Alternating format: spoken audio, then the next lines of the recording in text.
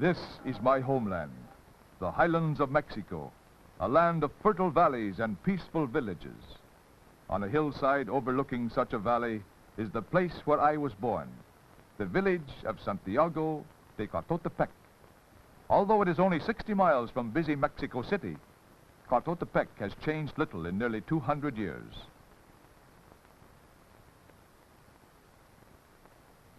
My people still grow crops in these fields, which were once cultivated by the Aztecs.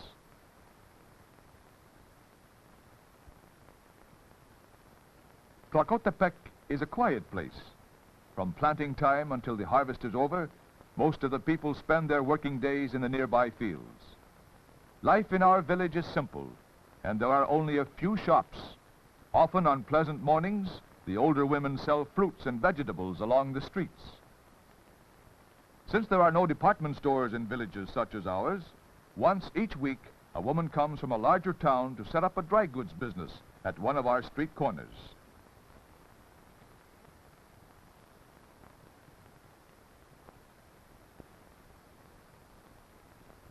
It is good manners for our children to show respect for their relatives by kissing their hand when they meet.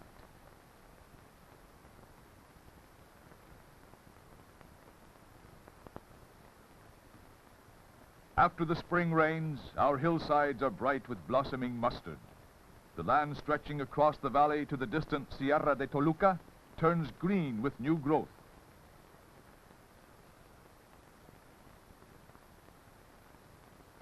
In the early morning, most of the people start their daily work in the fields outside the village.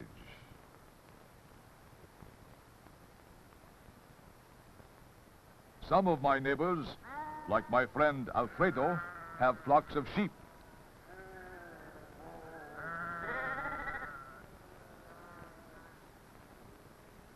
Many of our farmers still use wooden plows, as men once did everywhere before they learned to make plows of iron. Each family cultivates an acre or two of land, on which a small annual tax is paid to the government. Our biggest crop is corn, which we call maíz. It is the principal food of the Mexican people.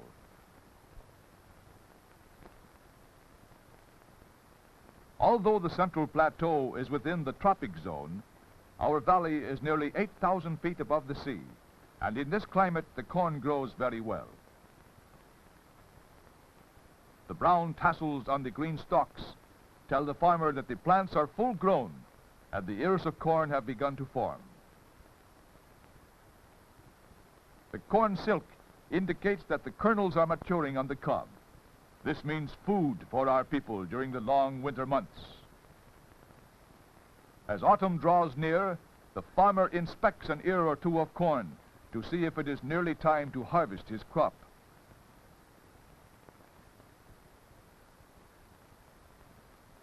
In addition to corn, many other things are grown in the fields near the village.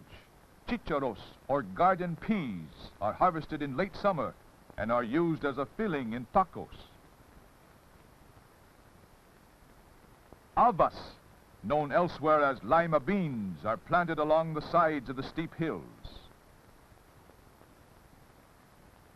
In our part of Mexico, we grow a cactus plant called the maguey. This plant has been used in many ways since early times. The Aztecs spun its fibers into rope and coarse cloth. Today, the maguey is grown chiefly for its strong fiber, which is used in making heavy bags.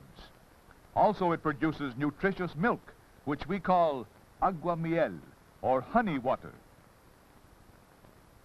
My neighbor Nicolas has several acres of maguey.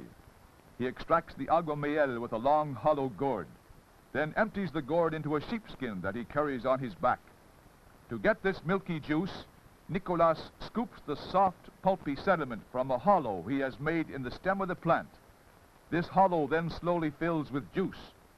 Nicolas can extract this honey water twice each day for 6 months of the year. Agua miel takes the place of cow's milk with many of our children. When it is allowed to ferment, it becomes a drink known as pulque.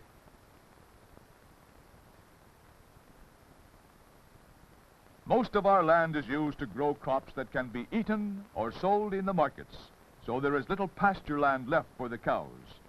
Wild mustard is used to feed our cattle. Our women help to feed the cattle by gathering the wild mustard, which grows in the patches of green corn.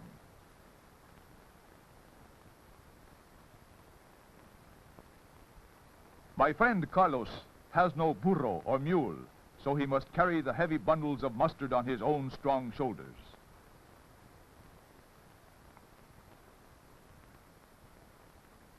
It takes a great amount of green fodder to feed the cattle.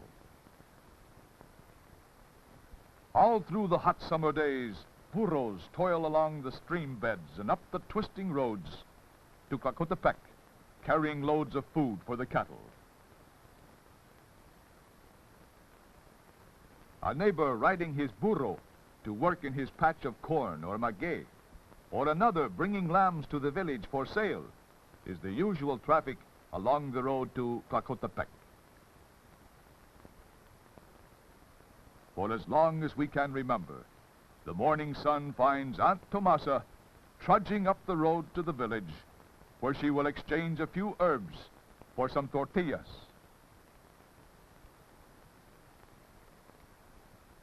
There is no gas or coal for the stoves in our houses, and the nearby trees were cut down many years ago. To get fuel, the men must journey to the foothills of the distant mountains, where there is wood to be had for the cutting. Some of the men use their spare days to cut wood, which they will sell to their neighbors or in the market town of Toluca. At the end of a long day's work, the woodcutters and their heavily laden burros return to the village with enough wood for their families and some to sell. With the money made from the sale of the extra wood, they will purchase coffee, sugar, or other luxuries. Since there are no large rivers or lakes in this part of Mexico, water is very precious. The women of our village do most of the family laundry at small water holes along the bed of a nearby stream. This is not an easy way to wash clothes, but our women enjoy gathering at these places where they exchange the latest news while the washing is being done.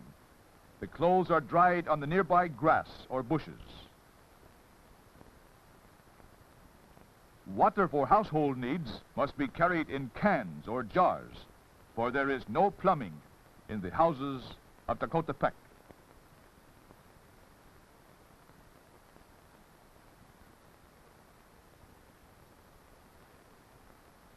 A cement tank near the church provides for the entire village.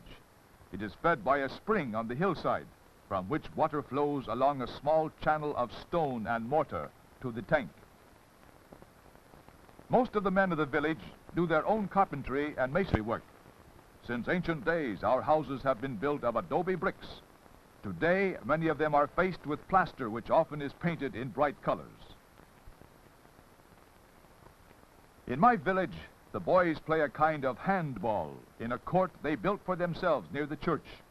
In the larger cities of my country, baseball is a favorite game.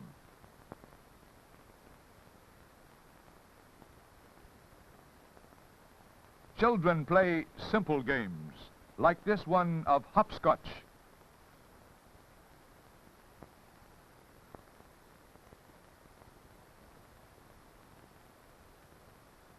Community life revolves about the church. In most villages, the church is the oldest building.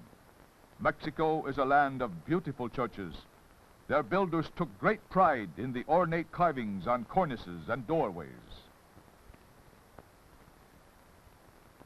On Sunday morning, the entire village attends church services. The women wear their best rebosos, and the straw hats of the men are decorated with a feather or bit of ribbon.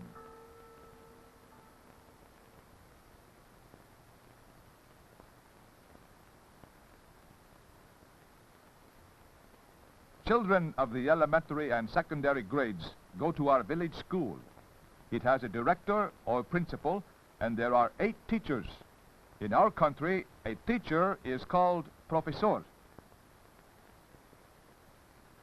Usually classes are held in the school rooms, but sometimes both teacher and pupils enjoy studying in the sunlit patio. This is a class in physiology, and each pupil must draw a diagram of the human body and name each major part. The teacher uses many charts and diagrams to help the children learn their lessons.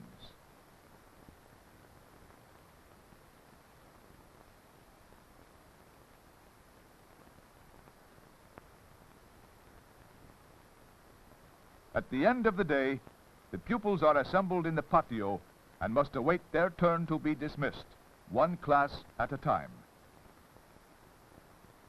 The girls march out first, followed by the boys. Once outside, the lines vanish and boys and girls find their friends as they start homeward. Community problems in Tecoltepec, which need attention, are in the hands of a group of our neighbors known as delegados, or delegates. The delegados are headed by a comisario, or commissioner. This group is chosen by an assembly of the people each year. This year, Salvador is the comisario. He presides at the meetings of the delegados and reports to the presidente municipal, who lives in the market town of Toluca. Salvador has called this meeting to discuss the problem of water, an eternal one among our people. Here on the Central Plateau, there is no rainfall from October to June, and the water in the village tank is dangerously low.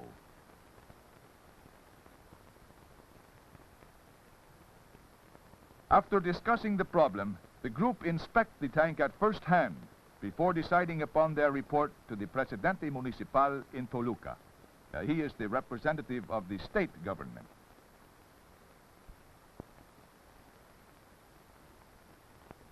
The group decides that the village needs another tank. They will request that the government supply them with the materials so they can build a new one. They hope to increase the water supply for the next year.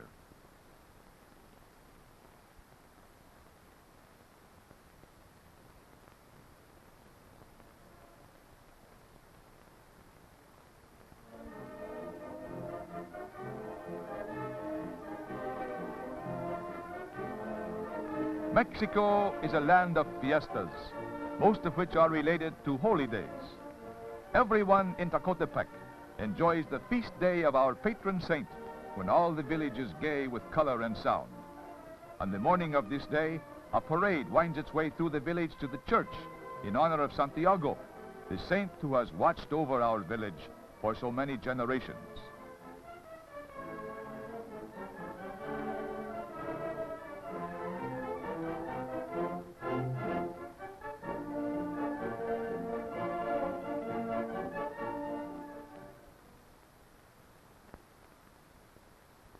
The link that binds our village to the outside world is the old bus that rocks and groans across the valley to the town of Toluca.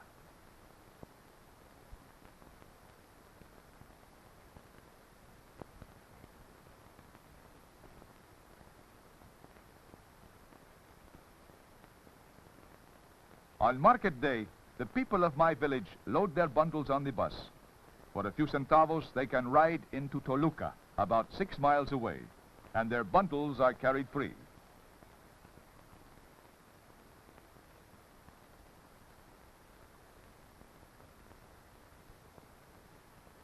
In the market of Toluca are many things which have been made in our valley. The petates, or reed mats, which we use as carpets, mattresses, and curtains in our homes.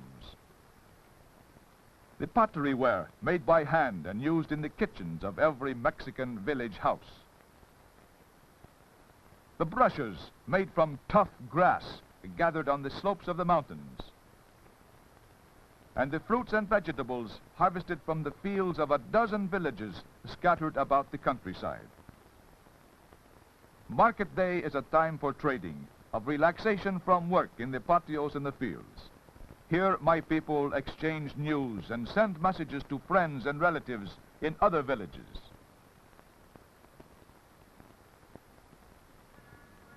After selling their loads of produce, tortillas, and agua miel at the market, most of the people walk home to save the cost of the bus fare. They return along quiet roads across the broad valley to their homes. These are my neighbors in the village of Tecoltepec, people who live a simple life, unchanged in many ways since the days of the Aztecs. Levántate de mañana, mira que ya amaneció.